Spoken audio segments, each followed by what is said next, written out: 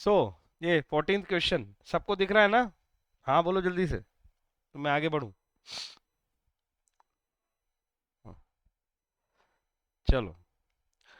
From the following information prepare balance sheet From the following information, prepare balance sheet of a trader as at 31st March 2022, arranging the asset and liability in order to permanence and in order of liquidity.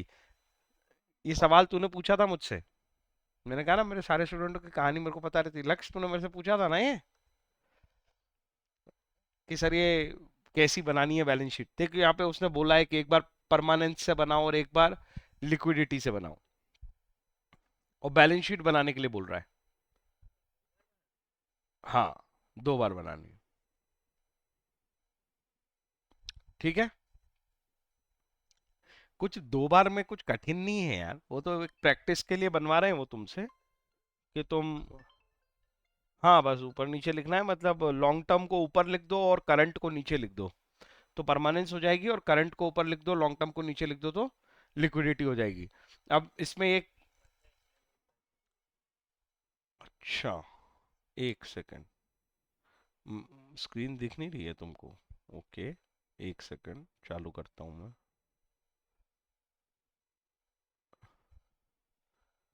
हम्म हम्म हम्म हम्म।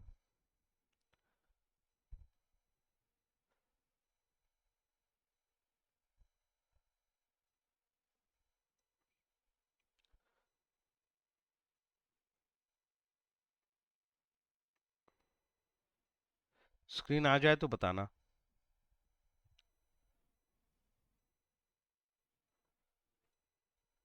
ठीक है। सो sizzle इसमें balance sheet बनानी है।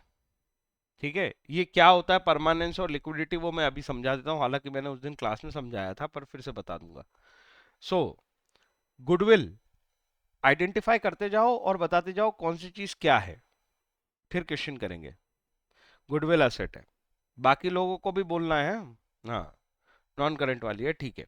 अभी तो asset liability बोल दो, non current current उस समय अपन देख लेंगे। आगे चलो, कैपिटल लाइबिलिटी है, लाइबिलिटीज फॉर एक्सपेंस। ये आउटस्टैंडिंग, हाँ ये आउटस्टैंडिंग लाइबिलिटी के लिए लिखा है। लाइबिलिटी फॉर एक्सपेंस मतलब आउटस्टैंडिंग वाली लाइबिलिटी, मतलब जैसे एक्सपेंस आउटस्टैंडिंग हो जाते हैं तो लाइबिलिटी बन जाती है। जैसे रेंट आउटस्टैंडिंग रह गया, फ्यूचर में पे करना पड़ेगा, वो वाला है। कैश इन एंड असेट है, इन्वेस्टमेंट असेट है, बिल पेबल लाइबिलिटी है, नेट प्रॉफिट कैपिटल में से क्या कर देगा, माइनस। कैपिटल में ऐड हो जाएगा ये, ऑनर को बिलोंग करता है तो ये ऐड हो जाएगा तो कैपिटल इंक्रीज हो जाएगी इससे। Sundry debtor asset, land and building asset, bank asset, sundry creditor liability, bill receivable asset, plant and machinery asset, provision for doubtful debt.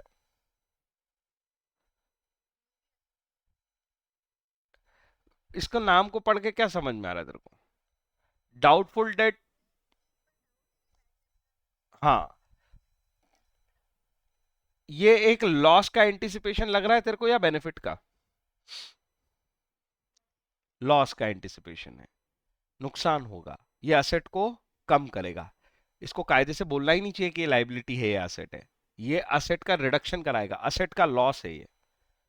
और वो जो प्रूडेंस वाला कंसेप्ट मैंने सिखाया था उसमें मैंने बोला था कि अकाउंटिंग प्रिंसिपल प्रूडेंस ये कहता है, you have to anticipate your future losses but ignore your anticipated future profits. Sure future profit नहीं, जो फ्यूचर में प्रॉफिट होने का उम्मीद है उसको इग्नोर कर दो, लेकिन फ्यूचर में अगर लॉस होने की उम्मीद दिख रही है तुम्हें तो उसे रिकॉर्ड करो। ये बात समझ में आई?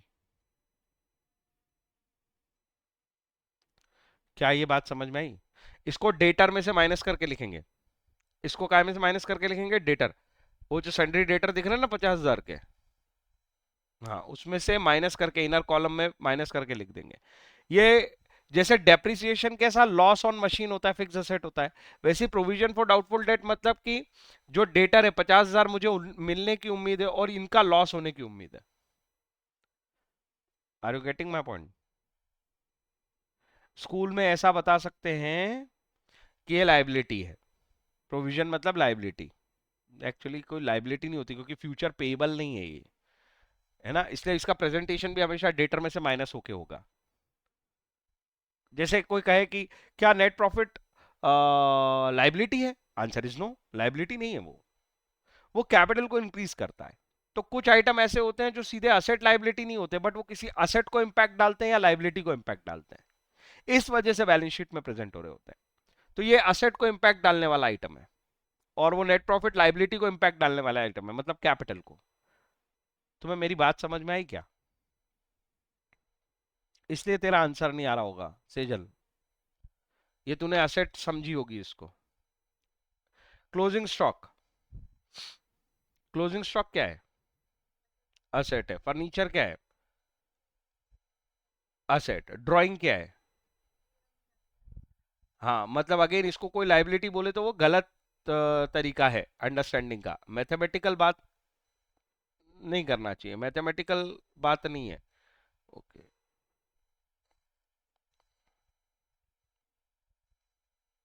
ठीक है। तो ड्राइंग क्या है सर? ड्राइंग लाइबिलिटी को इंपैक्ट डालती है, और ड्राइंग लाइबिलिटी को क्या कर देगी? कम कर देगी। कौन सी लाइबिलिटी को कम करेगी? कौन सी लाइबिलिटी को कम करेगी? ड्राइंग। कैपिटल को। ऑनर पैसे निकाल के ले गया, तो हमने जो लाइबिलिटी बना रखी थी ऑनर के नाम से 1,80,000, हम अपनी लाइबिलिटी को कम कर लेंगे ना 30,000 से, क्योंकि पैसे निकाल के ले गया होगा ऑनर, ड्रॉ कर लिया उसने। कोई डाउट? कोई डाउट? आ, हाँ एक ही बार, अरे एक बार ही कर लेते भाई, एक बार के लिए होमवर्क दे दूंगा। मुझे ये बताओ, बाकी लोगों से पूछ रहा हूँ, ये असेट और लाइबिलिटी आइडेंटिफाई करने में कोई दिक्कत थी क्या? तनिषा और रिद्धिम, असेट और लाइबिलिटी आइडेंटिफाई करने में दिक्कत है क्या?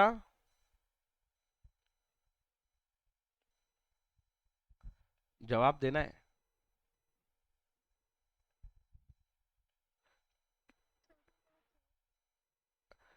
असेट लाइबिलिटी आइडेंटिफाई करने में दिक्कत है, तो मेरा पहला लेक्चर इसमें डला हुआ है, बेसिक्स ऑफ अकाउंटिंग, वो 12th वाले प्लेलिस्ट में मिलेगा, उसको देखना। उसमें मैंने सिखाया हुआ है असेट किसको बोलेंगे, लाइबिलिटी किसको बोलेंगे, इनकम किसको बोलेंगे, एक्सपेंस किसको बोलेंगे, तो समझ में आएगा। रिद्धिम, अनम्यूट करके नहीं बोल पा रहा?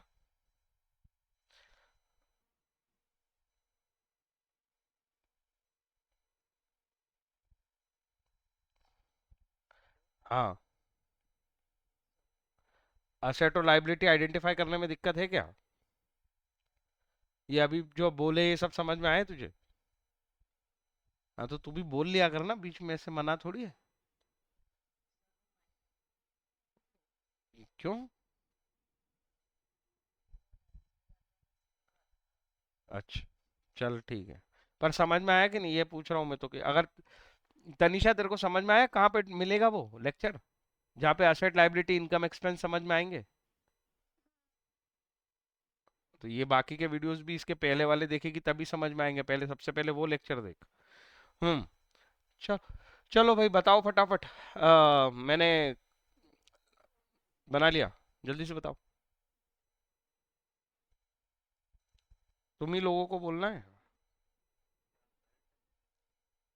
करंट एसेट वाला लिखोगे पहले? परमानेंस वाला बनाओ, परमानेंस वाला, परमानेंस वाला बनाओ। सबसे पहले क्या लिखा है वो आइटम मुझे बता दो, या लॉन्ग टर्म वाले ढूंढने पड़ेंगे तुमको। हाँ, सबसे पहले मुझे लिखना चाहिए कैपिटल। बताओ कितना है? 1,80,000 inner column, less drawing, add net profit, ये 30,000, नेट प्रॉफिट कितना? 92,600। आउटर कॉलम में कितना जाएगा? एक 80 में से 30 हटा दो, एक 50, एक 50 में 90 जोड़ो, दो 40, 2,42,600। रीचेक कर लो एक बार, कोई दिक्कत है तो बताओ। आगे चलो, कोई फिक्स एसेट, कोई फिक्स या लॉन्ग टर्म लाइबिलिटी दिख रही है तो बताओ जल्दी से। ये गुडविल, प्लांट एंड मशीनरी जैसा कुछ दिख रहा हो। चलो मेरे को ही देखना पड़ेगा। देखो, गुडविल नॉन करंट है लेकिन ये टेंजिबल है, ठीक है। पहले अपन फिक्स लिख लेते हैं। कैपिटल हो गया, लाइबिलिटी फॉर एक्सपेंस हो गया, कैश इन एंड, इन्वेस्टमेंट, ये भी लॉन्ग टर्म असेट है। हाँ, bill payable, net profit, sundry debtor, land and building से शुरू कर लेते हैं। चलो बताओ, लैंड एंड बिल्डिंग कितना? हाँ, इन्वेस्टमेंट और नॉन करंट एसेट में दो कैटेगरी सिखाई थी मैंने, एक होती है फिक्स एसेट और एक होती है इन्वेस्टमेंट्स। पहले फिक्स एसेट्स लिखो, फिर इन्वेस्टमेंट्स लिखना। एनसीए लिख रहा हूं मैं, नॉन करंट एसेट है। हाँ, क्या? अगला देखो, और कोई फिक्स एसेट दिख रही है? प्लांट एंड मशीनरी, और फर्नीचर भी फिक्स एसेट में आएगा। प्लांट एंड मशीनरी, समझ में आ रहा है? नॉन करंट एसेट में मैं पहले फिक्स एसेट लिख रहा हूं, और फर्नीचर। वैल्यूज बताओ।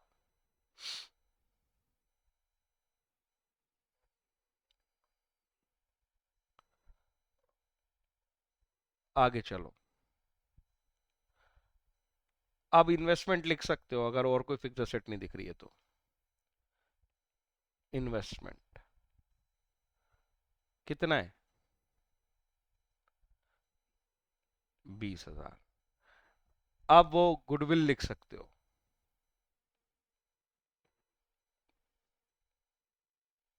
आगे चलो, ये समझ में आया? नॉन करंट एसेट सारी होगी शायद।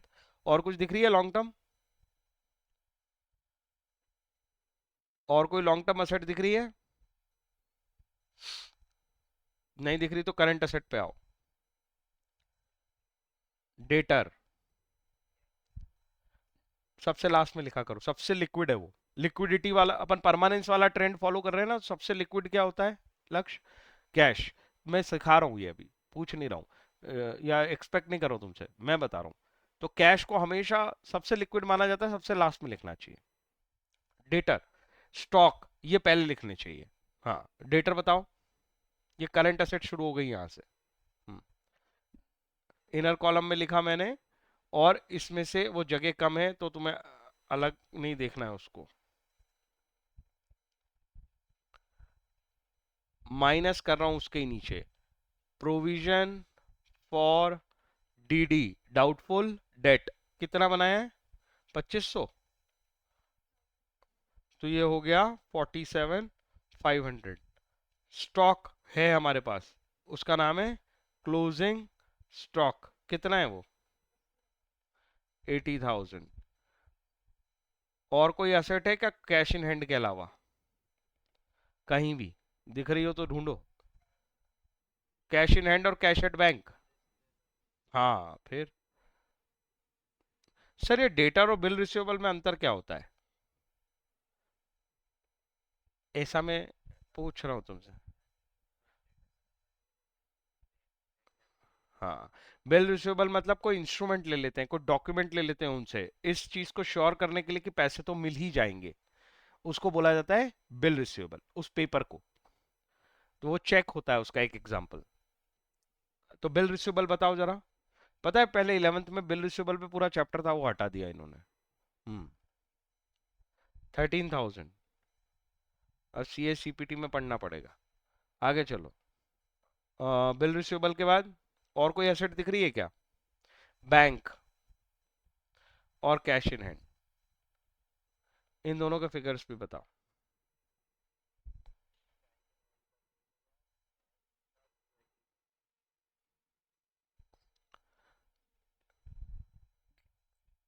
बैंक 20,000 है,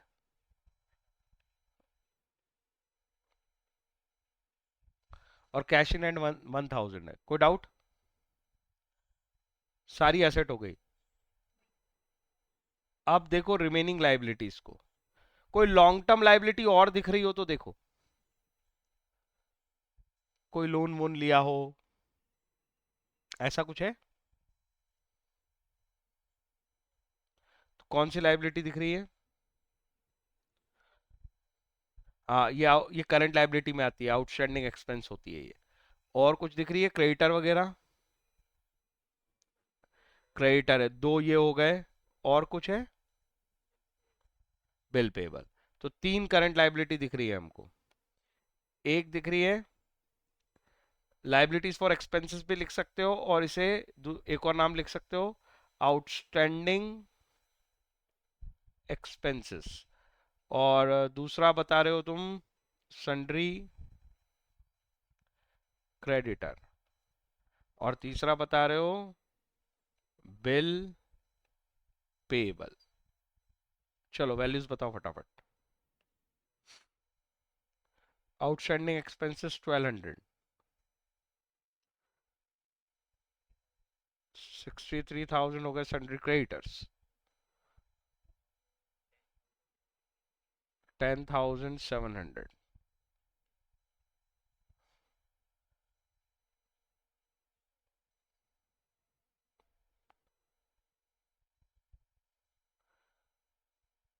ऐसे करके टोटल कर लो लाइबिलिटी साइड का, और यहाँ टोटल कर लो असेट साइड का। चलो शुरू करें।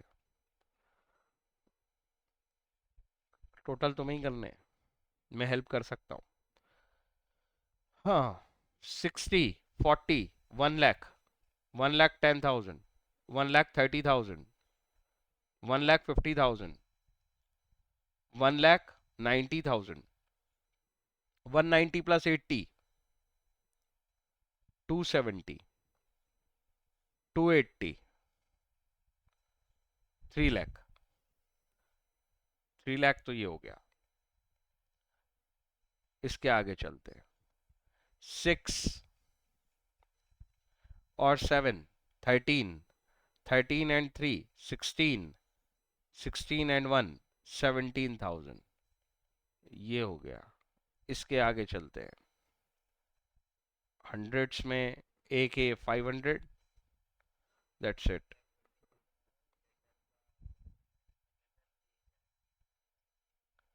317,500। तो डेटर तो प्रोविजन माइनस करके ही लिखे हैं मैंने। अच्छा, ठीक है चलेगा। तो ये 317,500 है। इस साइड का टोटल मैच करते हैं। इधर 2 लाख है बस। तो चलो 2 लाख।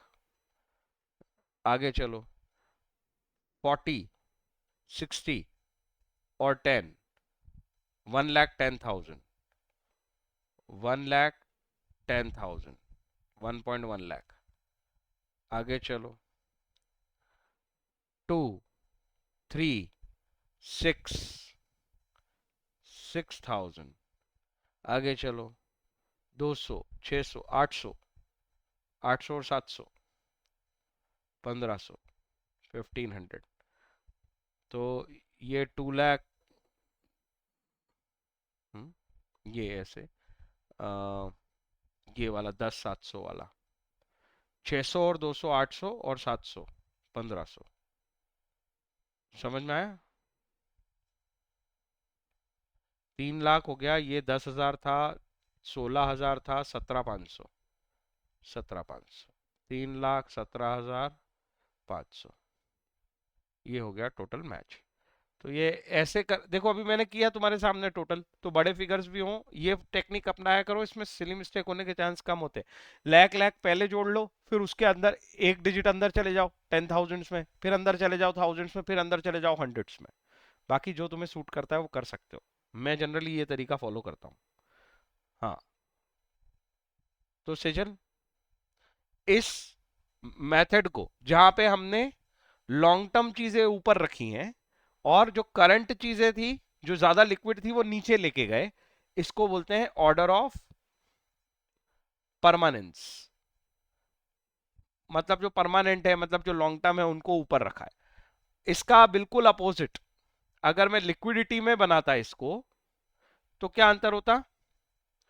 ये जो सबसे नीचे, ये सब यहां से हम शुरू करते हैं। कैश इन हैंड सबसे लिक्विड चीज, सबसे पहले कैश इन हैंड सबसे लिक्विड है, बैंक है, बिल रिसीवेबल ये जल्दी मिल जाएंगे हमको इसी साल, क्लोजिंग स्टॉक बिक जाएगा इसी साल, ऐसी एंटिसिपेशन रहती है, डेटर से पैसे मिल जाएंगे, तो ये ज्यादा लिक्विड चीजें, तो लिक्विड चीजें के ऑर्डर में आते जाओ, मतलब इसका जस्ट रिवर्स बना दो, और सबसे आखिर में land and building plant and machinery को लेके आओ, और ऐसा ही यहाँ पे करना। फिर यहाँ बिल पेबल सबसे ऊपर आएगा, फिर क्रेडिटर आएगा, फिर आउटस्टैंडिंग, और फिर ये परमानेंस वाली कैपिटल जो चीजें हैं वो नीचे आ जाएंगी। तो इसको लिक्विडिटी वाला मेथड कह देंगे।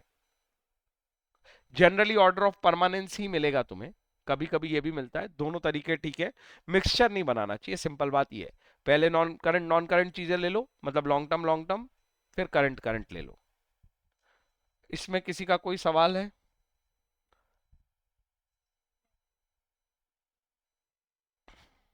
क्वेश्चन नंबर 14 हो गया, 13 तक कोई डाउट नहीं है तुम्हें, राइट? अच्छा, अब ये जो है, from the following balance sheet given below calculate fixed asset current liability working capital. चलो, इसमें एक इंपॉर्टेंट कंसेप्ट रिवाइज हो जाएगा अपना पुराना।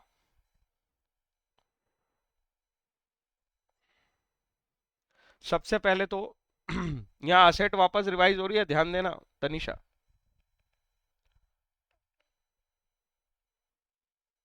अरे यार, मेरा पेन ही गया।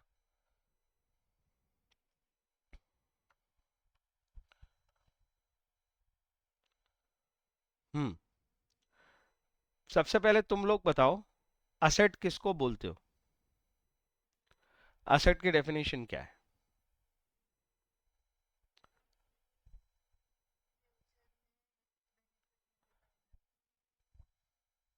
हम्म हम्म बहुत अच्छे। सोचो, असेट को डिफाइन करने में कितनी समस्या है।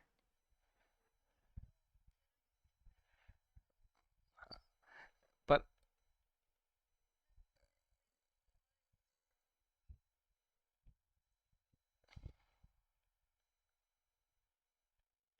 मैंने तब तुम्हें आउटफ्लो आउटफ्लो करके समझाया था। असेट कब बनती है? जब आप एक आउटफ्लो करते हो, मतलब पैसों को बाहर, भाई जैसे मशीन खरीदी तो पैसे जाते हैं ना, तो ये आउटफ्लो से रिलेटेड होती है। लेकिन इसका टेक्निकल नाम क्या है पता है? कैपिटल नेचर का एक्सपेंडिचर, मतलब लॉन्ग टर्म नेचर का एक्सपेंडिचर। एक फर्म कैपिटल एक्सपेंडिचर करती है for future benefit, ownership, control, receivable.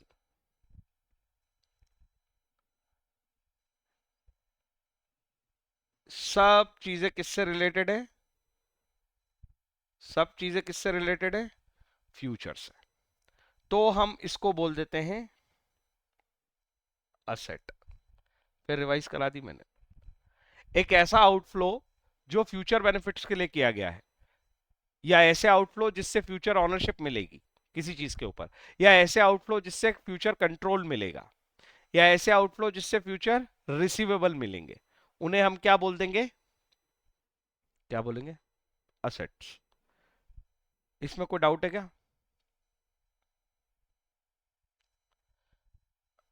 अब मैं इसका बाइफरकेशन करना चाहता हूं। असेट की कैटेगरी बताओ।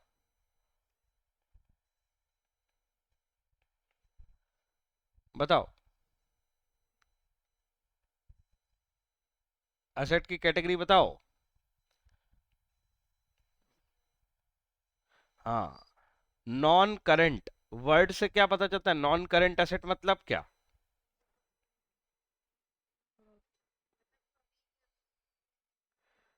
कैसी बातें कर रही है, सब गलत बातें।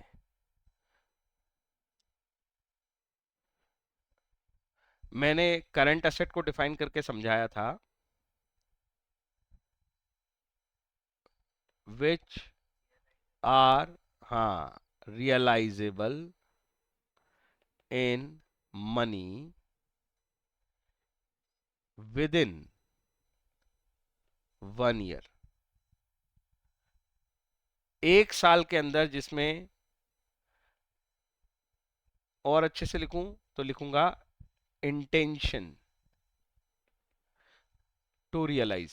और रियलाइज नहीं भी कर पाओ तो कोई फर्क नहीं पड़ता। जिस दिन तुमने असेट बनाई उस दिन तुम्हारा इंटेंशन था कि मैं 1 साल के अंदर अंदर इनको क्या बना लूंगा। हाँ, cash in hand, cash at bank, कुछ भी चलेगा। तो ऐसी एसेट्स जो हम फ्यूचर में मनी में कन्वर्ट करना चाहते हैं। एग्जाम्पल के लिए स्टॉक, डेटर, बिल रिसीवेबल,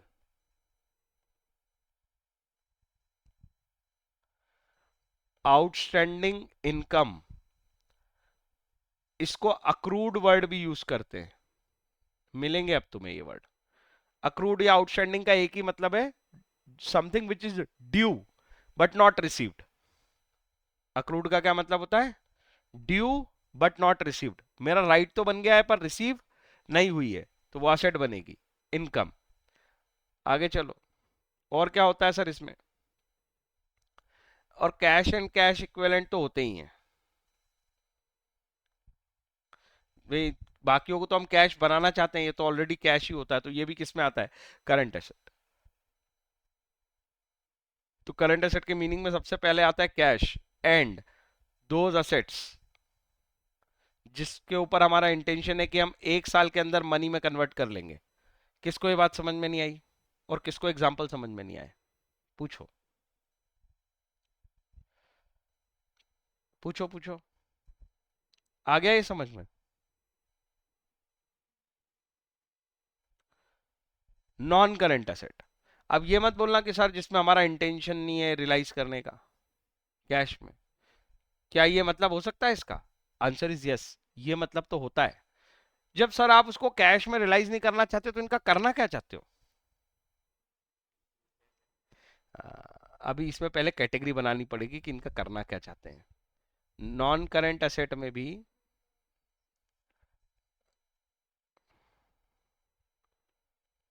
एक होती हैं फिक्स एसेट और एक होते हैं इन्वेस्टमेंट्स।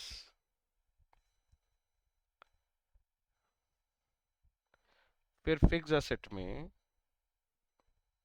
दो चीजें होती हैं, यस, टेंजिबल और इनटेंजिबल। चलो जो सबसे आसान है पहले उस पर चलते हैं। इन्वेस्टमेंट क्या होते हैं?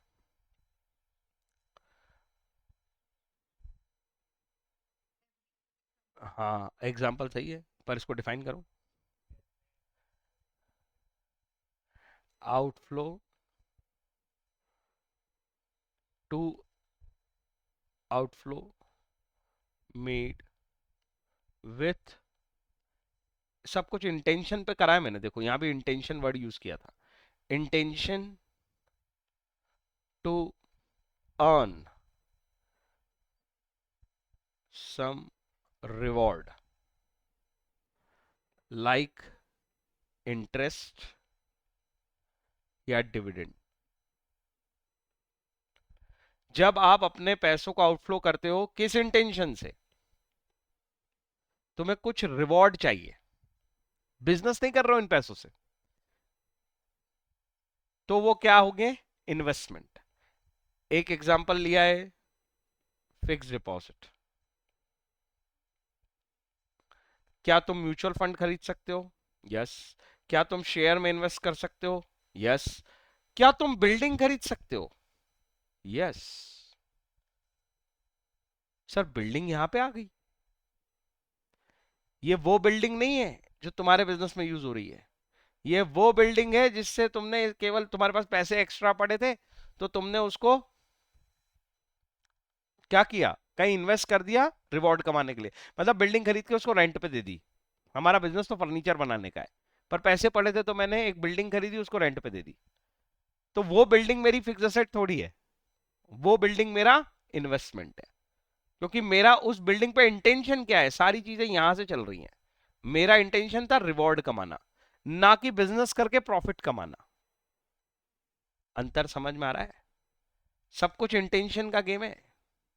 एग्जाम्पल चाहे जितने बना लो। हेलो, किसी को डाउट है तो बताओ। अगर किसी बिल्डर की बैलेंस शीट देखोगे ना, तो बिल्डिंग करंट एसेट में ही आ जाएगी, इसलिए रट नहीं सकते। Are you getting my point?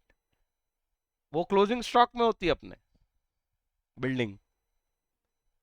अरे कुछ समझ में आ रही क्या बात? हम्म। ये दोनों के इंटेंशन समझ में आ गए, इन्वेस्टमेंट का इंटेंशन और करंट एसेट का इंटेंशन। बोलो ना। यहां पे क्या इंटेंशन है? मैं दोनों फिक्स एसेट के लिए सेम इंटेंशन होता है, intention to use in business operation. तुम्हारा जो भी बिजनेस ऑपरेशन है उसमें इस्तेमाल करना है हमें, नॉट फॉर सेल। इसे बेचने के इंटेंशन से नहीं खरीदा है। अगर तुमने बेचने के इंटेंशन से खरीदा है तो भैया वो या तो गुड्स हो गए या तो इन्वेस्टमेंट होंगे। इन्वेस्टमेंट होते ही रिवॉर्ड कमाने के लिए। यहां पे स्पेसिफिक इंटेंशन है कि you don't want to sell it. क्या सर हम इनको कभी बेचते नहीं है, ऐसा लिखा है? ऐसा नहीं लिखा है मैंने। बेच सकते हो। क्या मैं प्लांट एंड मशीनरी कभी बेच नहीं सकता? बेच सकते हो, अपन ने चैप्टर पढ़ा पूरा। बिल्डिंग नहीं बेच सकता? बेच सकता हूं। मुझे उसका यूज नहीं बचा तो बेच दूंगा। वो पुरानी हो गई, काम की नहीं बची, ऑब्सोलेट हो गई, खराब हो गई प्लांट एंड मशीनरी, बिल्डिंग, बेच दूंगा। पर जब मैंने उसे खरीदा तो मेरा उसका इंटेंशन क्या था? हमारा इंटेंशन था कि हम इसे इस्तेमाल करेंगे बिजनेस में, हम इसे बेचने के लिए नहीं लाए थे। बेचने के लिए लाए होते तो फिर इधर होती वो, या तो बिजनेस से ही है आपका वो बेचना तो फिर करंट एसेट में, और अगर बिजनेस नहीं था फिर भी आपने खरीदी है बेचने के लिए तो इन्वेस्टमेंट। क्या तुम्हें मेरी बात समझ में आई कि नहीं आई? फिक्स असेट की डेफिनेशन। तो सबसे पहला कैटेगराइजेशन असेट में क्या होता है? नॉन करंट और करंट। नॉन करंट के अंदर फिक्स्ड और इन्वेस्टमेंट, लॉन्ग टर्म इन्वेस्टमेंट। और फिक्स असेट में टेंजिबल और इनटेंजिबल। क्या मेरी बात समझ में आई? अब ये टेंजिबल इनटेंजिबल क्या है सर? जिनका फिजिकल एग्जिस्टेंस होता है, हैव फिजिकल एग्जिस्टेंस। और इनका एक वर्ड में बोलूं तो इंटेलेक्चुअल प्रॉपर्टी और गुडविल। ऐसी चीजें जिनका फिजिकल एग्जिस्टेंस नहीं होता, नॉट हैविंग फिजिकल एग्जिस्टेंस। इसका सबसे अच्छा example licence, goodwill, patent, trademark, copyright. मेरी आवाज आ भी रही है कि बंद हो गई? तो मेरी बात ध्यान से सुनो। ये सब चीजें प्रोडक्शन में जरूरी होती हैं, पता है तुम्हें? बिना, अगर आप जैसे किसी ब्रांड का प्रोडक्शन करते हो, ब्रांड के लिए प्रोडक्शन करते हो, नाइके के शूज बनाते हो, बाटा के शूज बनाते हो, उनका ट्रेडमार्क लेना पड़ेगा, उनसे लाइसेंस लेना पड़ेगा, खर्चा होगा इसके लिए, और बड़ा खर्चा होगा, कैपिटल एक्सपेंडिचर होगा, 5 साल के लिए लाइसेंस मिल जाएगा, तो हम उसे असेट में लिखेंगे। ये हमारा नॉर्मल एक्सपेंस थोड़ी हुआ, प्रेजेंट ऑब्लिगेशन पे करने के लिए खर्चा थोड़ी किया है। फ्यूचर में राइट रिसीव किया है, फ्यूचर में कंट्रोल रिसीव किया है, तो लाइसेंस लिया है, ट्रेडमार्क लिया है, पेटेंट किसी साइंटिस्ट से खरीदने पड़ते हैं, गुडविल किसी ऑलरेडी बिजनेस करते हुए बिजनेसमैन से खरीदनी पड़ती है। कि सपोज अपन ने शॉप खरीदी, शॉप के साथ उसका नाम भी खरीदा, ताकि जो पुराने उसके कस्टमर थे वो हमें मिल जाएं, उसको बोलते हैं गुडविल। लाइसेंस बोलते हैं permission to do something. Trademark बोलते हैं वो साइन या लोगो जो तुम यूज करना चाहते हो। और कॉपीराइट जनरली चीजों पे लगता है, जैसे तुम्हारी बुक्स हो गई, है ना, या कोई सॉफ्टवेयर हो गया, तो जब आप किसी से यूज करते हो, लेते हो, तो उसका कॉपीराइट लेते हो। इसमें कोई डाउट है तो बताओ। क्या ये समझ में आ रहे हैं कि एसेट क्यों है? प्रोडक्शन करना है हमको, सेल करना है हमको, बिजनेस करना है, तो ये सारी चीजें बिजनेस में यूज होती है। Intention to use in business, ये वाली चीज इसमें प्रूव हो रही है इन सब के लिए। Are you getting my point, yes और नो? और ये फिजिकल एग्जिस्टेंस वाले तो बहुत ही घिसे पिटे हैं यार। Land and building, plant and machinery, furniture, vehicle, और ऐसे ढेरों नाम लिख लो। तो जिन लैंड एंड बिल्डिंग को मैंने बिजनेस में यूज करने के लिए खरीदा है, बेचने के लिए नहीं, वो आएगी मेरी फिक्स असेट में, टेंजिबल में। Are you getting my point? Depreciation किस पे लगता है? डेप्रिसिएशन किस पे लगता है? एक्चुअल में डेप्रिसिएशन इस पूरे पे लगता है, फिक्स असेट पे। बस नाम बदल जाता है। यहां तुम डेप बोल के लगाते हो, मतलब डेप्रिसिएशन, जो उसकी यूजफुल लाइफ होती है, हाँ, और यहां बोल देते हो उसको अमोर्टाइजेशन। ये नाम मिलेंगे तुम्हें, पी एंड एल में लिखना पड़ेगा। ये दोनों पी एंड एल आइटम है, लॉस है असेट पे, ये प्रॉफिट एंड लॉस अकाउंट में जाते हैं। इसमें कोई डाउट है तो बताओ। तो फिक्स असेट दोनों पे ही लगते हैं, डेप लगा लो या अमोर्टाइजेशन लगा लो। फिक्स असेट मतलब एक पीरियड में हम उसको पूरा यूज कर लेंगे। जैसे लाइसेंस मिला 5 साल के लिए, तो 5 साल में अमोर्टाइज हो जाएगा, 20% हर साल अमोर्टाइज हो जाएगा, तो 100% अमोर्टाइज हो जाएगा 5 साल में। गुडविल भी अमोर्टाइज होती है, पेटेंट भी अमोर्टाइज होते हैं। जितने पीरियड के लिए आपने ये असेट खरीदी है, उसकी जो यूजफुल लाइफ है, उस हिसाब से ये अमोर्टाइज हो जाते हैं। लैंड की कोई यूजफुल लाइफ की लिमिट नहीं है। Are you getting my point? ये सवाल पहले भी पूछा था। अकेला लैंड ऐसा है जिसपे डेप नहीं लगता। क्यों नहीं लगता? इसकी यूजफुल लाइफ लिमिटेड नहीं है ना। जब इसकी यूजफुल लाइफ लिमिटेड नहीं है, तो हम इसको डेप्रिशिएट किस ग्राउंड पे कर दें? बाकी सबकी लिमिटेड यूजफुल लाइफ है। प्लांट एंड मशीनरी कुछ पीरियड बाद खराब हो जाएगी, आउटडेटेड हो जाएगी, ऑब्सोलेट हो जाएगी, इसलिए डेप्रिशिएट करते हैं। तुम्हें ये बात समझ में आ रही है कि नहीं आ रही है? क्या तुम फिक्स असेट पहचान गए, करंट असेट पहचान गए? किसी का कोई सवाल है तो पूछो। स्क्रीनशॉट ले लो इसका, लेना है तो, इस चार्ट का। बनाना एक दो बार अगर तुमने ईमानदारी से इसको बना लिया, तो फिर नहीं भूलोगे। इसके इंटेंशन जरूर लिखना। मैंने तीनों जगह इंटेंशन लिखे हैं। सबसे इंपॉर्टेंट होता है इंटेंशन। किस इंटेंशन से कोई चीज खरीदी गई है, वो तय करता है कि वो किस कैटेगरी की है बिजनेस में। आगे चलो, एक बार बात करते हैं लाइबिलिटीज की।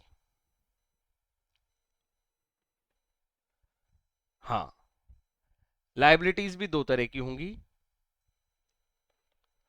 Non current liabilities. दिख रहा है ना तुम्हें कि और बड़ा लिखूं? Current liability. नॉन करंट में दो कैटेगरी बनेंगी, honours liability and others liability. पहले करंट लाइबिलिटी की बात करें। ऑब्लिगेशन टू पे विद इन 1 ईयर, 1 साल में पेमेंट करने की ऑब्लिगेशन है हम पे, 1 साल में पैसे देने पड़ेंगे। Just opposite to current asset. 1 साल के अंदर अंदर जिसपे हमारा इंटेंशन था कि हम मनी रियलाइज कर लेंगे, यहाँ पे इंटेंशन है कि 1 साल के अंदर पैसे देने पड़ेंगे। वो होगी हमारी करंट लाइबिलिटी। करंट लाइबिलिटी का एग्जांपल क्या है सर? क्रेडिटर, बिल पेबल,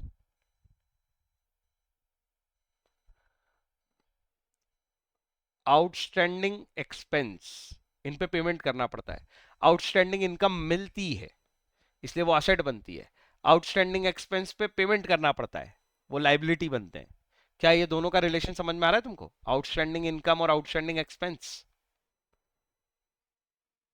नहीं आ रहा है समझ में तो बोल दो, समझा दूंगा। बोलो बोलो। आउटस्टैंडिंग इनकम और आउटस्टैंडिंग एक्सपेंस समझ में आया? Bank overdraft, bank overdraft, bank से हम वो ओवरड्राफ्ट ले लेते हैं, वो भी तो पे करना पड़ेगा। और ऑब्वियसली इन सब में पीरियड क्या मिलेगा? शॉर्ट, 1 साल के अंदर अंदर। तो ये सब क्या बनेगी, करंट लाइबिलिटी। कोई डाउट, कोई डाउट है? ऑनर्स लाइबिलिटी का एक ही एग्जांपल है अभी के लिए, कैपिटल, इस साल के लिए प्रोप्राइटरशिप में एक ही होती है। और अदर्स में क्या हो सकते हैं, secured loan, unsecured loan. Secured loan का मतलब जिसके अगेंस्ट तुमने कोई सिक्योरिटी दी है, अनसिक्योर्ड लोन मतलब जिसके अगेंस्ट में तुमने कोई सिक्योरिटी नहीं दी है। जनरली लोन आते हैं इसमें, ठीक है ना, बैंक से लोन लिया है या किसी से भी लिया है, वो सब लोन जो है वो अदर नॉन करंट लाइबिलिटी में आते हैं। बताओ, इसका स्क्रीनशॉट लेना तो इसका भी ले लो। तो ये हो गई तुम्हारी लाइबिलिटीज। यहां तक किसी को कोई समस्या?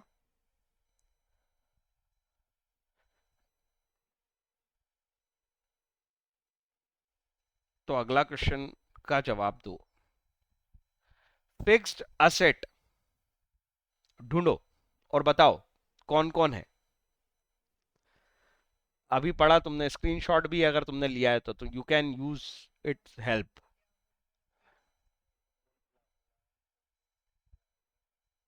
जोड़ो जोड़ो जोड़ो जोड़ो।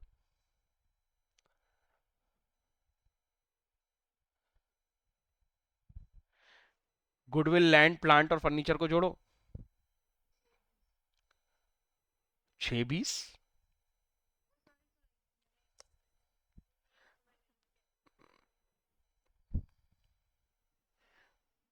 32 + 8 40, और ऊपर दोनों 40, 80,000 नहीं हुआ? और नीचे आंसर लिखा देखो, फिक्स असेट 80,000। पर इसका आंसर लिखना पड़ेगा एग्जाम में, कैसे लिखोगे?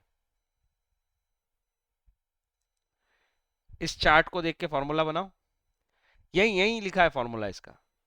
फिक्स असेट कहां लिखा है, ये लिखा। दो चीजों से मिलकर बन रहा है, टेंजिबल इंटेंजिबल। तो ऐसे करके लिख दो। कौन सा क्वेश्चन है ये, क्वेश्चन नंबर 15 है शायद।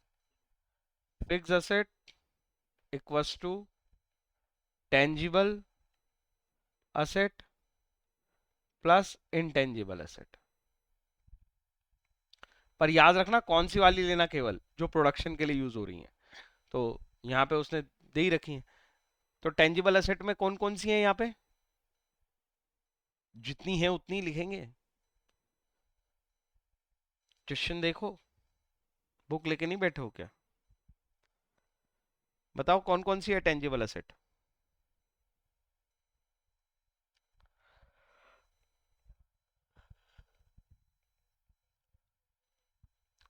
फर्नीचर, प्लांट और एक और है ना? ओके, और गुडविल। बस इन सब की डिटेल लिख दो। कितने कितने हैं, फर्नीचर कितना,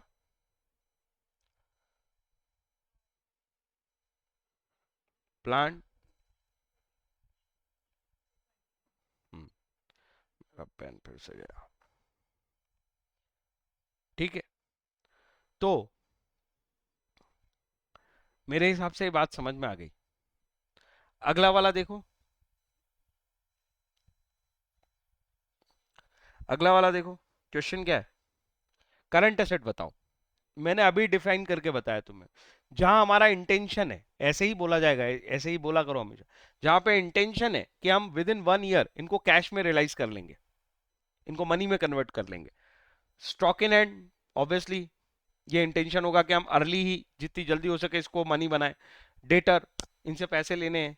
और प्रीपेड एक्सपेंस, प्रीपेड एक्सपेंस ये मैंने ऊपर एग्जांपल में नहीं लिखा था। प्रीपेड एक्सपेंस क्या होगा, वो खर्चा जो मैंने पहले से कर दिया, इसके बेनिफिट बेनिफिट उठाऊंगा फ्यूचर में, तो असेट थी। ये भी किस में आते हैं, करंट असेट में ही आते हैं, क्योंकि इनका ऑब्वियसली जिस पे भी प्रीपेड करते हो तुम, उसका बेनिफिट आपको विद इन 1 ईयर ही मिल जाता है। तो तीनों को जोड़ दो, कितने होते हैं, 40 30 70, 8 6 14, 84 400। हुआ या नहीं हुआ? अरे इसको प्रेजेंट कर लोगे अब। करंट लायबिलिटी, अगला क्वेश्चन है। अभी मैंने बताया यहाँ पे क्या है, इंटेंशन की बात नहीं है, ये तो ऑब्लिगेशन है। यहाँ पे हमारा इंटेंशन थोड़ी कि हमें पैसे लेने, यहाँ तो उल्टा ऑब्लिगेशन ही है, पैसे देने हैं। कितने दिन में? 1 ईयर के अंदर। कौन कौन से नाम लग रहे हैं तुम्हें जो 1 ईयर के अंदर देने हैं तुमको? मेरे को तो कैपिटल छोड़ के सारे ही लग रहे हैं।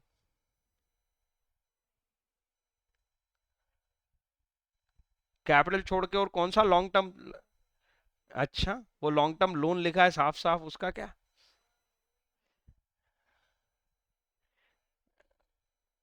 अच्छा, तो इंटरेस्ट, मेरे को लगा इंटरेस्ट वाला बोल रहा है। ठीक है, तो इन दोनों को छोड़ दो, बाकी जोड़ो तो। 42 प्लस 4, 46 प्लस 3, 49 प्लस 1, 50, और 800 और 200 मिलके 51,000 की करंट लाइबिलिटी आ गई। यहां तक कोई समस्या? यहां तक की समस्या है तो बताओ। अब जो मैं वर्ड सिखाने वाला हूं ना, वो बहुत इंपॉर्टेंट है, और ये बहुत आगे तक तुम्हारे काम आने वाला है। इंपॉर्टेंट वोकेबलरी वर्ड, नाम है वर्किंग कैपिटल।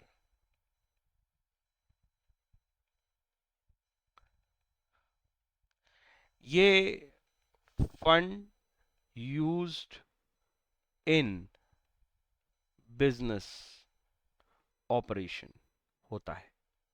वो पैसा जो तुमने, सबसे इंपॉर्टेंट वर्ड ये है, यूज किया है। Fund used in business operation, business operation में फंड को इस्तेमाल किया है, उस पैसे को आप बोलोगे वर्किंग कैपिटल। सर बिजनेस में तो हम सारा ही पैसा इस्तेमाल कर रहे हैं। अरे बोलो ना हाँ या ना।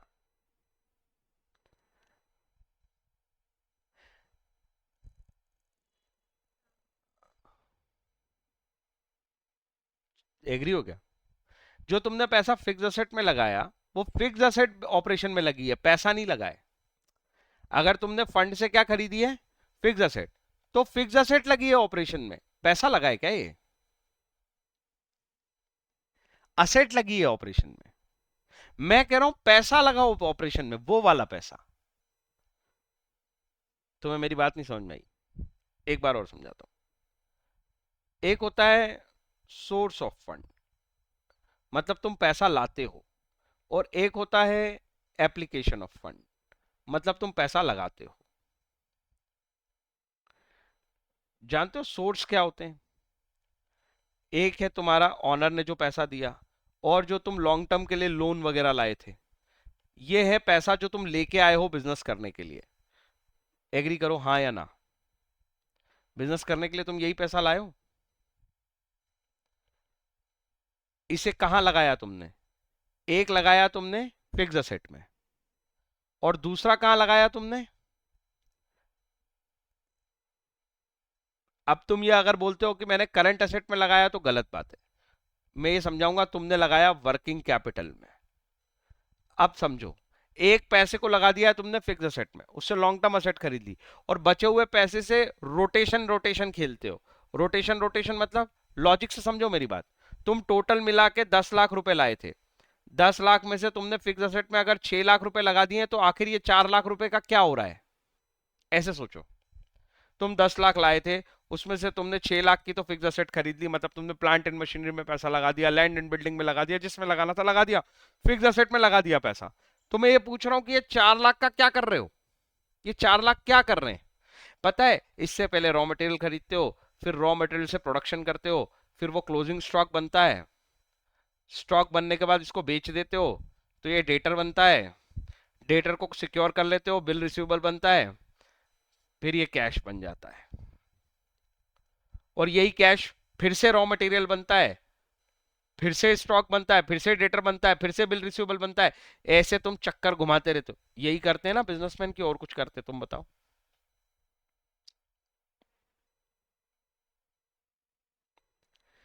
क्या मेरी बात समझ में आ रही? मतलब ये पैसा आपने बिजनेस ऑपरेशन के लिए यूज किया है, मैं इस पैसे को डिफाइन कर रहा हूं, fund used in business operation. Screenshot लो इसका। पहले तो मुझे आराम से सोच के बताओ तुम्हें कितनी बात समझ में आई। जो पैसा भी बिजनेस लेके आता है वो अपने पैसे को फिक्स असेट में यूज करता है और वर्किंग कैपिटल में यूज करता है। मैंने करंट असेट नहीं लिखा है, मैंने लिखा है वो पैसा घुमाता है बाकी से। कुछ पैसा वो फिक्स असेट में डाल देता है जो ब्लॉक हो जाता है, और कुछ पैसे से वो बिजनेस करता रहता है, मतलब रॉ मटेरियल खरीदता है, स्टॉक खरीद बनाता है, डेटर मतलब बेचता है, पैसे वापस रिसीव करता है, फिर रॉ मटेरियल खरीदता है, ऐसे वो साइकिल में घुमाता रहता है। ये वो कर रहा है बिजनेस, ये इसको बिजनेस साइकिल बोलते हैं, कैश साइकिल भी बोलते हैं, ऑपरेटिंग साइकिल भी बोलते हैं। कोई डाउट है इसमें?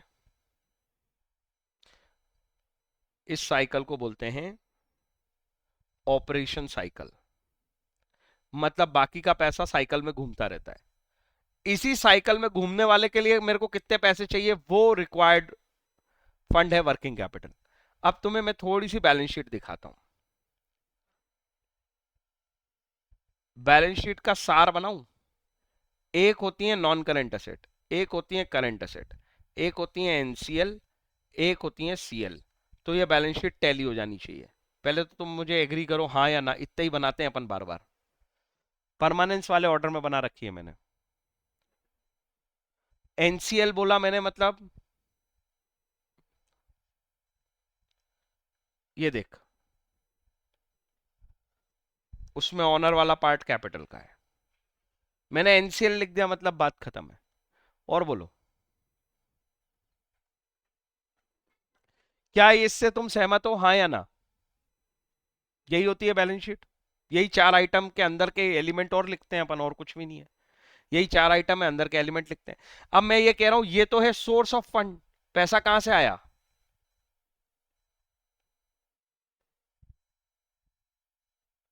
बोलो ना, पैसा कहां से आएगा? अकेला एनसीएल से, अकेला एनसीएल पैसा देगा। अब जितना पैसा लाओगे भाई, जो सोर्स होगा उतना ही तो पैसा एप्लीकेशन में जाएगा कि ज्यादा चला जाएगा? भाई तुम लाए 10 लाख हो तो अप्लाई कितने कर पाओगे?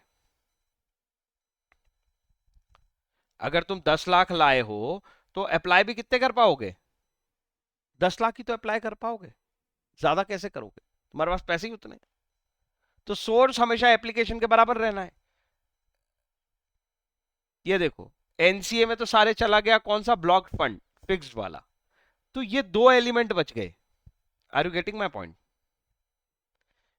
तो वर्किंग कैपिटल का फॉर्मूला बन गया सीए माइनस सीएल।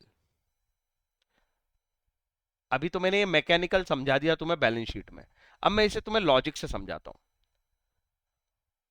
मेरी बात ध्यान से सुनना।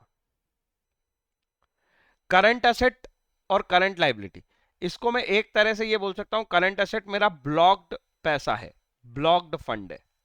तुम एग्री करते हो हाँ या ना? जैसे डेटर हो गए, जैसे स्टॉक हो गया, मतलब मेरा कैश कहीं फंसा हुआ है। करंट लाइबिलिटी क्या है पता है? करंट लाइबिलिटी क्या है? बेनिफिट है, ये बेनिफिट है। बिना पैसा दिए मुझे क्रेडिटर ने उधार दिया है, हाँ या ना? अगर एक बिजनेस साइकिल में, जैसे बोलता है मेरी पूरी दुकान, किसी के पास दुकान है, पूरी दुकान भरने के लिए मेरे को कितनी करंट एसेट खरीदनी, मेरी बात ध्यान से सुनना। पूरी दुकान फिल करने के लिए, एक छोटा एग्जांपल ले रहा हूं मैं इन्वेंट्री का, पूरी दुकान भर जाएगी मेरी अगर 10 लाख रुपए में, उसमें से 4 लाख की तो उधारी मिल जाएगी। 4 लाख तो क्या मिल जाएंगे? उधार। और 10 लाख में पूरी दुकान भर जाएगी। मैं पूछूं मेरे को कितनी वर्किंग कैपिटल चाहिए, मेरी पॉकेट में कितने पैसे होने चाहिए बिजनेस ऑपरेशन करने के लिए? बस यही समझा रहा हूं मैं, यही लाइन लिखा था देखो, fund used in business operation. मेरी जेब से कितने लगे हुए हैं? 6 लाख। 3 लाख का सामान किससे आ रहा है? उधार से। इसीलिए फॉर्मूला क्या बन गया? Working capital. लॉजिक समझ में आया कि नहीं आया? अरे कुछ लॉजिक समझ में आया कि ऐसे ही गया ऊपर से, फॉर्मूला ही रह गया ये? हम्म। हाँ, मैं एक आध बार और सिखाऊंगा, ये सीख जाओगे। पर इतना सा समझ लो, ये जो अभी मैं सिखा रहा हूँ ये बहुत दूर तक जाना है आगे, नॉलेज पर्पस से। जो पैसा बिजनेस में आता है, बिजनेस की अपनी पॉकेट नहीं होती, जितना सोर्स होता है उतना ही अप्लाई करता है बिजनेस। तो सोर्स आता है एनसीएल से, नॉन करेंट लाइबिलिटी, ऑनर का पैसा प्लस दूसरों का पैसा। उसी पैसे को अपन लगाते हैं दो जगह, या तो फिक्स में लगाएंगे, पर ऐसे मत बोलना फिक्स में लगाएंगे या करंट असेट ले लेंगे, अरे नहीं भाई, करंट लाइबिलिटी भी तो है जहां से तुम्हें बेनिफिट होते हैं। तो सीधे बोलो फिक्स, मतलब इसका अगर मैं एनसीएल का पूरा फॉर्मूला बनाऊं ना, यहाँ ओपन कर दूं, तो ये बन जाएगा NCL equals to fix asset plus current asset minus current liability. इस पार्ट को मैं बोल रहा हूं वर्किंग कैपिटल होता है ये, एप्लीकेशन ऑफ फंड है ये। बेसिकली मैं ये जो समझा रहा हूँ ये सारी कहानी क्या है, एप्लीकेशन। आप पैसा लगाते कहाँ हो, तो या तो फिक्स में पैसा डाल देते हैं या उससे अपन बिजनेस चलाते रहते हैं, बस वही वाला पार्ट है। ठीक है, रटने की जरूरत नहीं है, एक बार दिमाग में डाला है, एक दो बार और डालूंगा ना तो बहुत इजी हो जाएगा, आगे जाके कुछ कुछ पार्ट इसमें से याद आएगा तुम्हें। तो अभी वरी मत करो, अभी के लिए बस एक फॉर्मूला ही हो गया तुम्हारे लिए, वर्किंग कैपिटल मतलब current asset minus current liability. मुझे बताओ करंट असेट कितनी है अपनी, अभी अपन निकाल के बैठे हैं ऑलरेडी, 84,400। करंट लाइबिलिटी कितनी है, 51,000। मतलब 84,400 तुम्हारा टोटल चाहिए तुम्हें ब्लॉक करने के लिए, और इतने का रिलीज मिल जाता है, इतने की तो उधारी मिल जाती है 51,000 की। तो 84,400 में से केवल मुझे कितने लाने पड़ेंगे वर्किंग कैपिटल, इसमें से इसको माइनस करो, उतने लाने पड़ेंगे। मेरी बात समझ में आई कि नहीं आई? बोलो जी बोलो।